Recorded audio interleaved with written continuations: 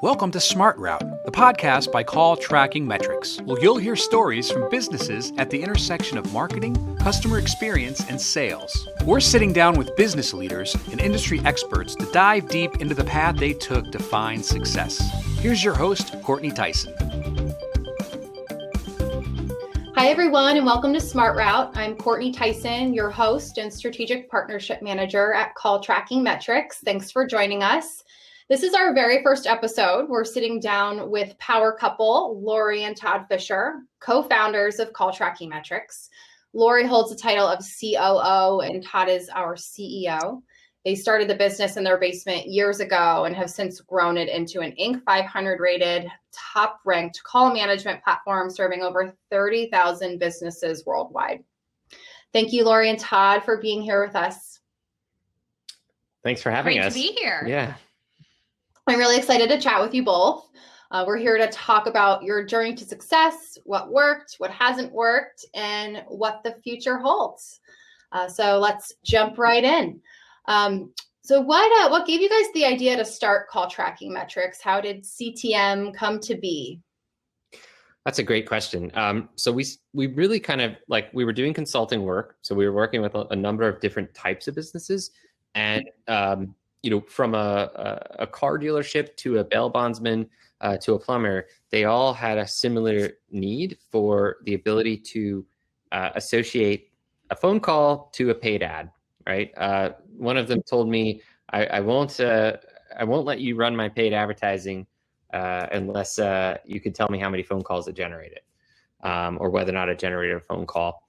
And so that really sort of was the genesis of the motivator. And then, from there, it was taking phone calls with customers and really just talking to customers. And that is what sort of pushed and evolved the product to what it is today. Yeah, I think the other part of it was thinking about starting a company from scratch. Todd and I had both worked at different companies that were in various phases of fast growth. And so we had kind of seen it at different points, but to be able to make something completely from scratch, right? Completely everything that goes well and wrong. All our fault. And it was a really, I think, intriguing proposition for both of us. And obviously it's been very interesting along the way. But also thinking about why this business, what I found very interesting about our industry was that there was clear white space. I had a consulting background where, it was a much murkier, does this company really need this? Or are we kind of just pushing them into something that they don't really need? Mm-hmm. This was something that people needed. And people would come to our website and sign up for it without anyone being sold on it, right? With no sales conversation happening along the way. And obviously, there's more people in our space now, but at that point it was wow, this is actually something people really need, they want, and we don't have to push them to buy it.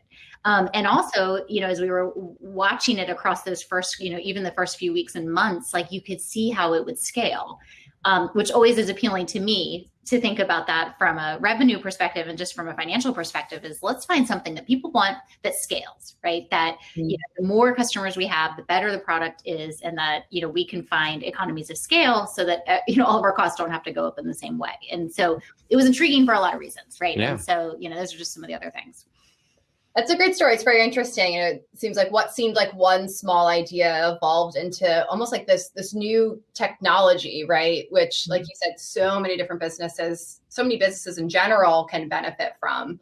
So thanks for reminiscing with us on, the history of CTM and how it came to be. And so what were those moments along the way where you both realized you could grow CallTrackingMetrics beyond what you originally had envisioned? I think for me, it was so there was the early days where that first month where 40 people signed up, right? And it was we had no advertising, and it was we had 40 new paid signups. And I had somebody asking me for specific phone numbers that, we didn't have in inventory or something. And it was learning about sort of phone number inventory along the way, or a Friday night answering the phone and having a guy all excited on the phone about the prospect of using part of the service that actually didn't even exist yet, But I was like so excited as well that like by Monday it did exist. You know? So, yeah, it was like, that was really, for me, it was like always just very exciting to interact with a customer. And like, you hear about like how this business wants to operate, and like, but it's like better than consulting because like you have this platform and you can build off of it. And like, I guess really good consultants, that's what they do. But like for me, it was like, here's this software platform and we can solve so many problems that are real to someone's business in an effective way, and like really help transform their operation. Yeah.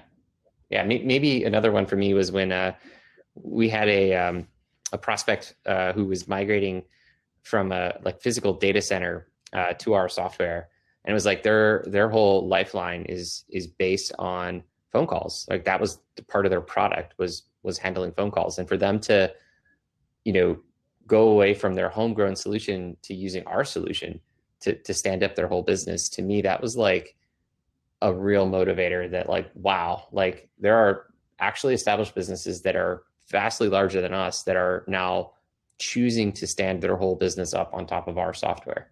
That was like, for me, it was like, okay. A lot of pressure. No pressure, but like, but also like testimony to like just how much like, people could trust us to, and that, there's something real here. So yeah, if Todd builds it, they will come, right? And I did tell myself that many times. Yeah. I know. I think about the early days too. Like I remember we brought on our first big customer that allowed Todd to quit his day job. Yes. And come and work full time for CallTrackingMetrics.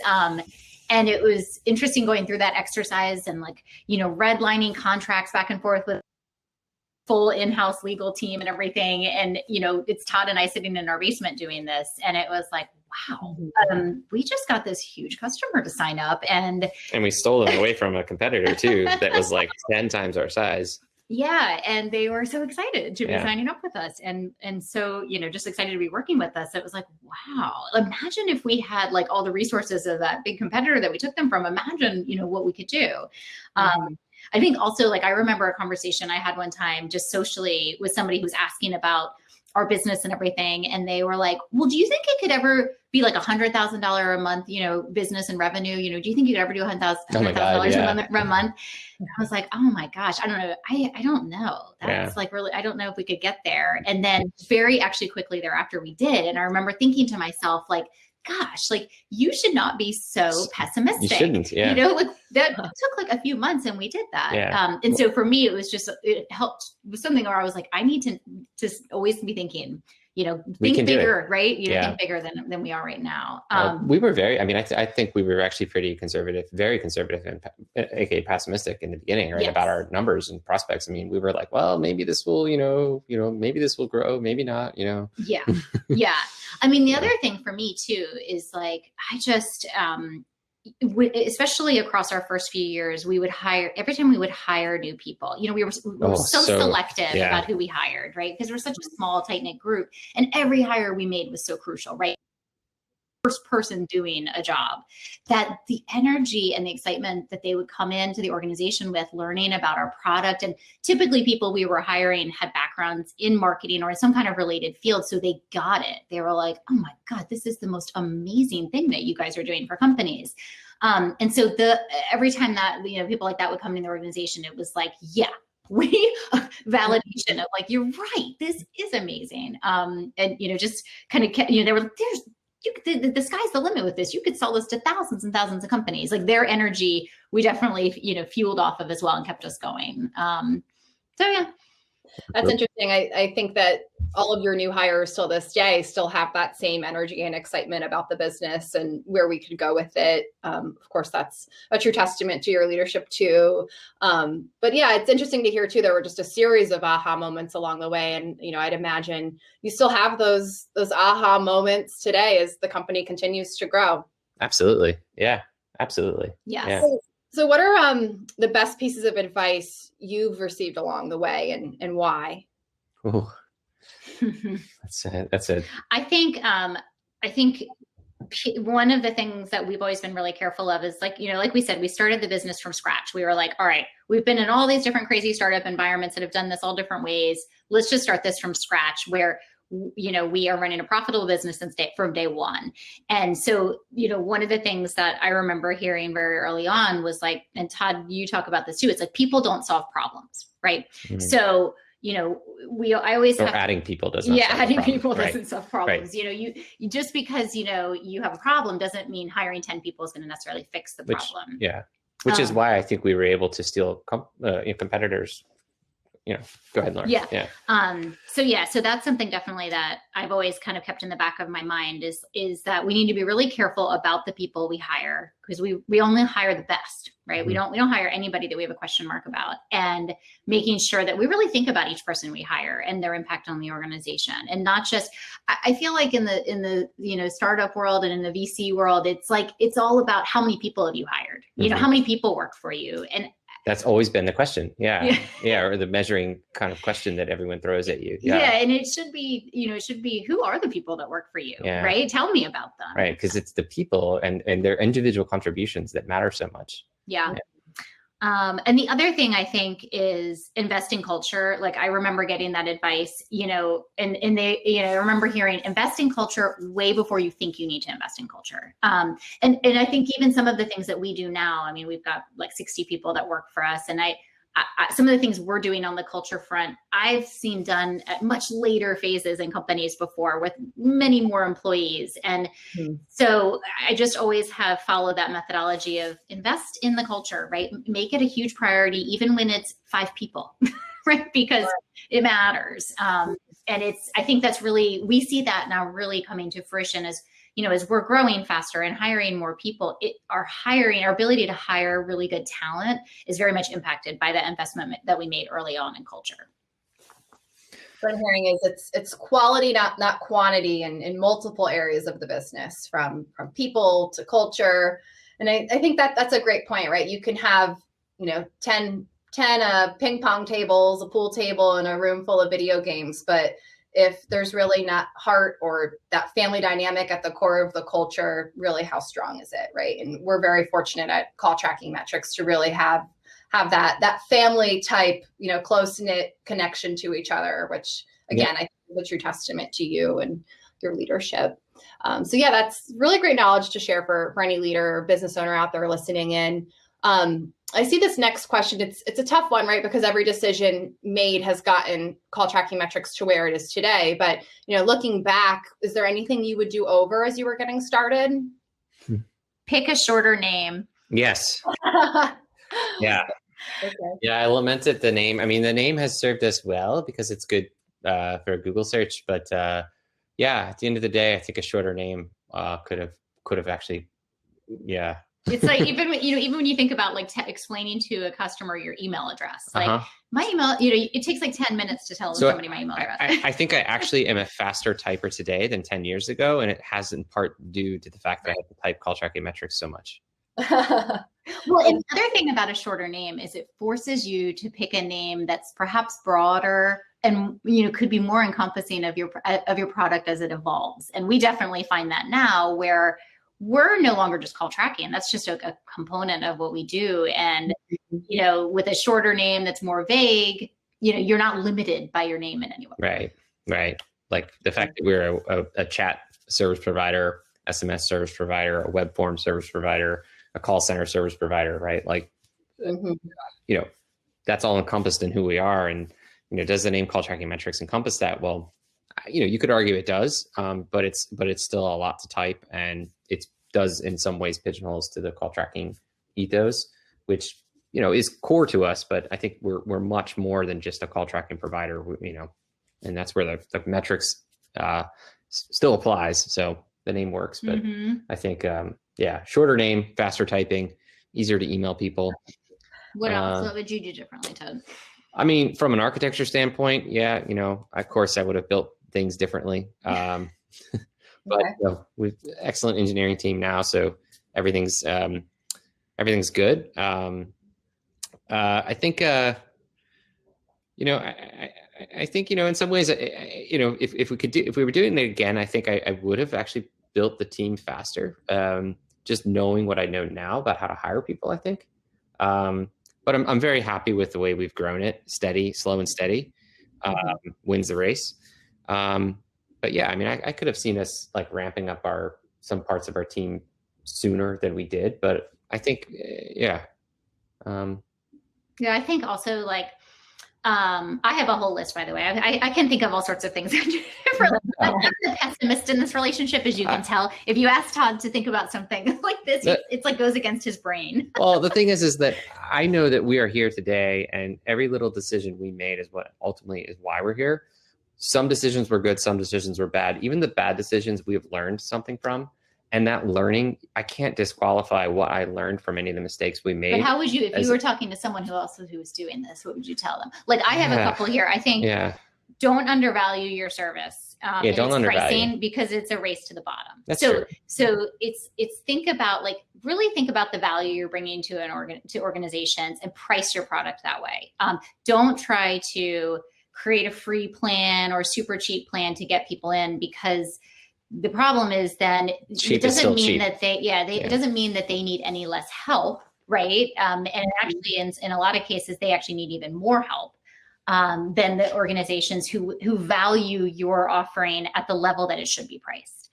And so we definitely went through that in our early years, where it was like, okay, let's charge people like $5 or $0 or $10 just to see if we can get them in. And yeah, we gained a lot of customers, but we lost some, we lost a lot of them.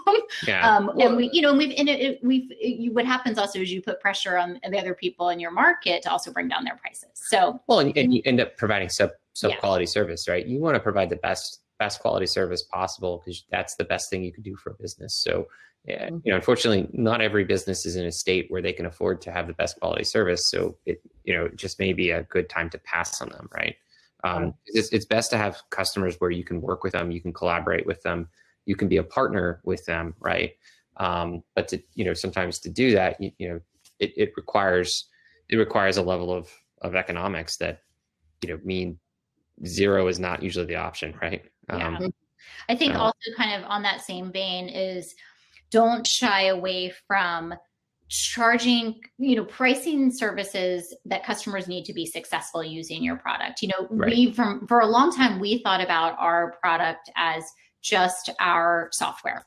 And I think we were slower than we should have been in really building out our professional services and implementation services. Yeah. And I think if we had done that earlier, it would help more customers be successful in our product, right? And would have had obviously has a network effect because they're talking to other people about it. Right. It's a recognition that our team is very well versed in our space, and that there's a lot of value in getting access to somebody in our space that has a lot of knowledge that can help you as a business figure out the right solution.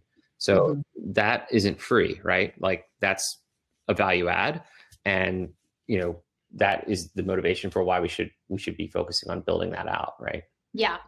So I think if I had to do it again, I would have done that sooner.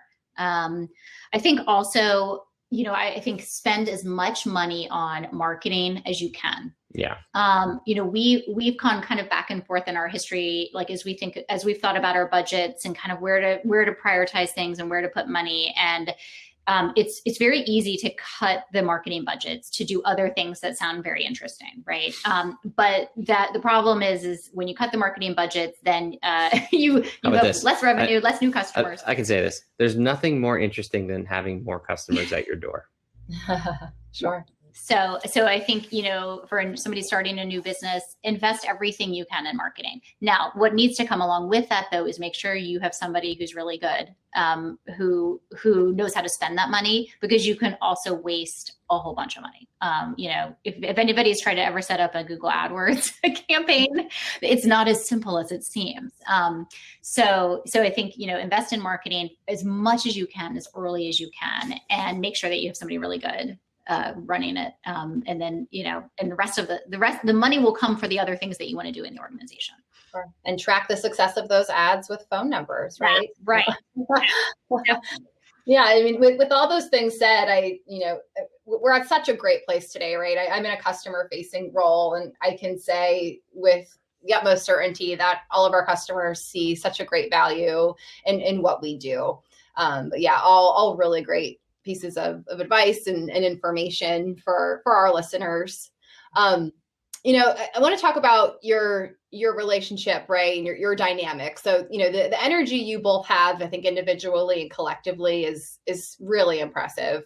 What is it like being a married couple and running your own company? How does it impact the dynamic of your relationship? I think it's interesting because it's unusual to work with someone who has no political agenda against you or with you, right? Well, I love her. She's my wife. He's not trying to manage me out of the. She's one of the best people I've ever met. She's like the best person in my life. I don't know. I mean, I think I don't know. I couldn't see my life with anyone else. Like, it's pretty straightforward, and she's really fun to work with, and I respect her opinion. I mean, she's got like the most business savvy way about her ever, and like always is able to correct me when I'm kind of fumbling, like probably right now I'm saying too much. I think if you think about it at work, like I said, I mean, it's like you are working with this person who you completely trust, who your success is tied to the other person, and that's unusual, especially as you think about working in leadership roles, and, there's lots of politics involved, especially in bigger companies. And there's none of that with us. Now, it's interesting because that can sometimes be a double-edged sword, because I know I can trust Todd to completely be honest with me and tell me when I've, like he said, like, we'll tell each other when we've screwed up. She never screws up. Sometimes you don't want to hear that. But that, it's interesting to work with someone who knows you so well. And like, before you even make the mistake, they are like, you're about to make this mistake again. Like, I see it happening. I mean, I think also, obviously, we talk way too much about work. You can imagine we talk way too much about work at our house. Yeah. We talk about way too much about work at our dinner table. This is true. But the interesting thing is, our kids like it. Our kids are involved. I don't know if do they like it? But I think that the way I look at it is, I grew up in a household like that, where my parents ran a company together. And I think that's a big part of why I feel like I have experience building a company, because I did it. I was there when my parents were doing it. And so I think that while you definitely need to balance that at home, like, our girls hear us talk about things that they would never hear. They wouldn't hear other people talking about. Probably not. Right. Yeah. And I have a similar experience. My dad being in technology, like the infancy of AOL was getting started, like me, like asking him questions about it, and being like, yeah, it's really amazing. We're printing these CDs, and, bouncing around the table at the kitchen table, being all excited. Yeah. So I think it's, there's definitely that dynamic at home. But if you ask our kids, they're like, oh, they always are talking about work. But it is, they hear about things that I think will help them, in life. I hope it will. Yeah. I think, the dynamic as well. I think it's interesting, like us, it's easy for Todd and I to go to work and kind of pick our corners and go to them, because it's kind of our escape from home, in a way. But it's interesting. You would think that we have the opposite issue, where we're like way too much in each other's business at work, but there's this kind of tendency for us to kind of want to go into our areas and focus on them, to have our own area. So we do have to be careful to stay aligned, to make sure that we're not kind of running away from each other at work, because we have to stay very aligned. I think because we have like infinite trust, it's like pretty easy to just like come back together and be like, yeah, we're aligned. Mm-hmm. And, I think too, your employees can see that trust you guys have in each other, which I think builds confidence in us that what we're doing is so exciting and we're doing it the right way. Right. And I think too, it's your passion for the business and for success that's really motivating your employees as well. You guys really, lead us with just great energy and great direction. And we're, so appreciative of all of that. So what's next? What's your vision for the future? Yeah, I mean, I think we keep growing. Obviously, I want to refine that experience with the customer. I think there's more communications channels that we can incorporate into the product. I think there's more answers we can help businesses gain, insights, right? I think that as our integrations evolve with our partners, more seamlessly provide solutions to our customers, make it more delightful to them. I think the future is very much involves our customer, right? I mean, not to go back again, but like the beginning of our company was so much founded on, in the roots of our customer, and so our future is very much in our customers' hands, right?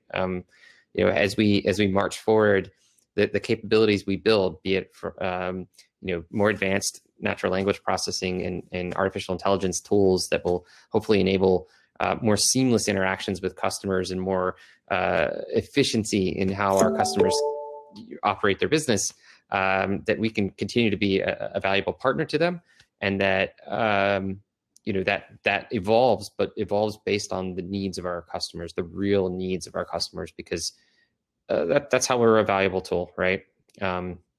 So yeah, I hope that answers the question. And obviously, we march forward. We are, part of that is growing our team. So we continue to grow our team.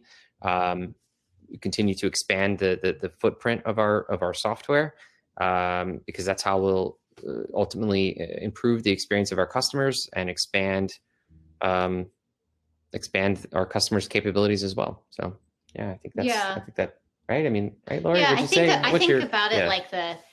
Yeah. I think it's exciting because we sit in this place where we're helping companies with building their vision of their company of the future, right? So COVID coming out of this year, companies had to change so much about how they were operating. And that impacts a lot of operations that our software, is very involved in those organizations.